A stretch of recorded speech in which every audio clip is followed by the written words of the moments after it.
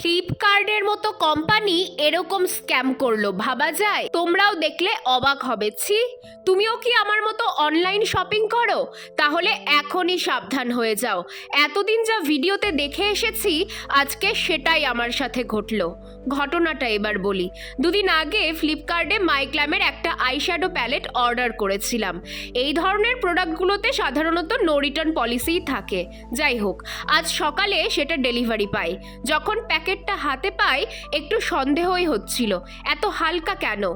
তারপর প্যাকেটটা ছিঁড়তেই আমি অবাক, ভেতরে কিচ্ছু নেই। শ্যাডো প্যালেটের শুধু ওপরের কাগজের বক্সটাই আছে, পুরো খালি একটা প্যাকেট। যেহেতু নো রিটার্ন পলিসি, তাই সঙ্গে সঙ্গে ডেলিভারি বয়কে ফোন করলাম। উনি বললেন বিষয়টা দেখছে।